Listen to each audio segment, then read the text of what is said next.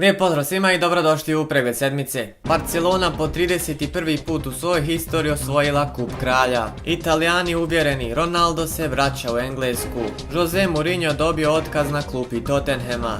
Zlatan Ibrahimović potpisao novi ugovor sa Milanom. Iza nas je vjerovatno jedna od najuzbudljivijih sedmica u fudbalskoj historiji, ali u ovom pregledu sedmice nećemo pričati o Superligi jer smo o njoj dosta već pričali u pojedinačnim klipovima. Bavit ćemo se ostalim vijestima koje su se desile ove sedmice, pa tako ukoliko još uvijek niste preplatili na kanal, ostavite like, idemo sada na ligaški pregled. Nakon poraza od Leedsa, City se ove sedmice vratio pobjedom. Tim Pepa Guardiola je slaveno gostovanje kod Aston Villa rezultatom 2:1. Manchester United je također pisao pobjedu i to kod kuće protiv Burnleya sa 3:1. Situacija se nakon ove sedmice još više zakuhala u Francuskoj nakon što je Lille remizirao sa Montpellierom. Sve to je iskoristio Paris Saint-Germain pa u jednoj ludoj utakmici slavio protiv Saint-Etienne sa 3:2. Inter je ove sedmice opisao dva remija identičnim rezultatom 1:1. Najprije se to desilo protiv Napolija, samo nekoliko dana kasnije i na gostovanju kod Specije. Milan i dalje ima 10 bodova za ostatka, a Juventus je ove sedmice pao na 4. poziciju nakon što su izgubili od Atalante sa 1:0.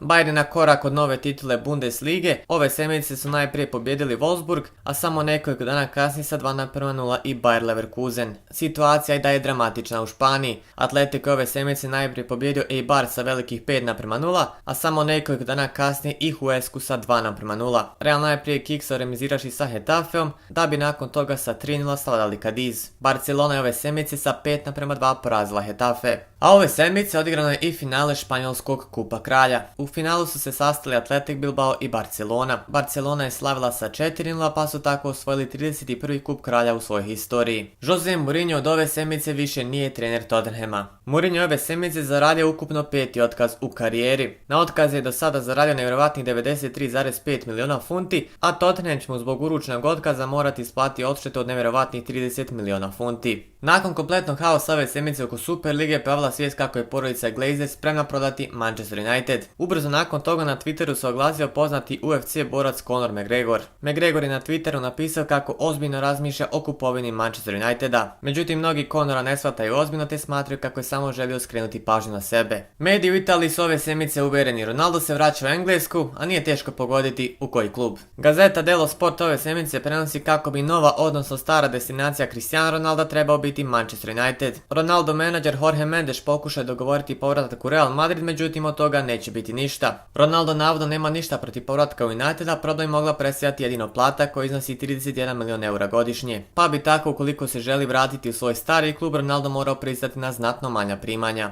Schalke ove sedmice po 4. put u svojoj historiji ispao iz Bundeslige, a nakon toga uslijedio je haos. Nakon poraza Schalke od Arminije Bielefeld ispred njihovog stadiona desile su se filmske scene. Navijači su pojurili prema igračima te su se željeli obračunati sa njima. Zbog navedenih razloga igrači Schalkea traže policijsku zaštitu. Ovo je bilo 4. ispadanje Schalkea iz Bundeslige, a posljednji put su ispali iz Bundeslige čak 1988. godine. Hansi Flick je ove sedmice potvrdio kako zvanično napušta klubu Bayerna na kraju sezone. Iako su navijači priželjkivali kako će klub napustiti Hasan Salihamidzić, to je ipak učinio Hansi Flick. Mediji u Njemačkoj navode kako je Flick glavni kandidat za nasljednika Joachima Leva na klupi njemačke reprezentacije, dok iz Italije ove sedmice stižu vijesti kako će Juventus krenuti po Flicka jer ga vide kao odličnu zamjenu za Andrea Pirla. Zlatan Ibrahimović je ove sedmice potpisao novi ugovor sa AC Milanom. Ibrahimović se u Milan vratio početkom 2020. godine iz LA Galaxija. Iako se tada očekivalo kako će Zlatan u Milanu provesti samo pola godine, on je ove sedmice potpisao novi ugovor i to do ljeta 2022. godine, pa će tako Zlatan Ibrahimović i sa 40 godina braniti boje Milana. To bi bilo to što se tiče pregleda sedmice, a idemo sada pogledati tko je to igrač sedmice. Za igrača sedmice odabrali ste Zlatana Ibrahimovića koji je ove sedmice u centru pažnje zbog novog ugovora sa Milanom. Za novog igrača sedmice kojeg možete glasati u komentarima, idemo sada na centralno pitanje. Da li Hansi Flick treba napustiti klubu Bayerna?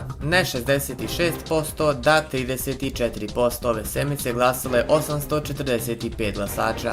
A centralno pitanje za narednu sedmicu glasi: da li bi se Ronaldo trebao vratiti u Manchester United? Još jedna zanimljivo centralno pitanje kada su transferi u pitanju, link za glasanje se kojeg nalazi u deskripciji. Mi se gledamo narednog petka, do tada veliki pozdrav!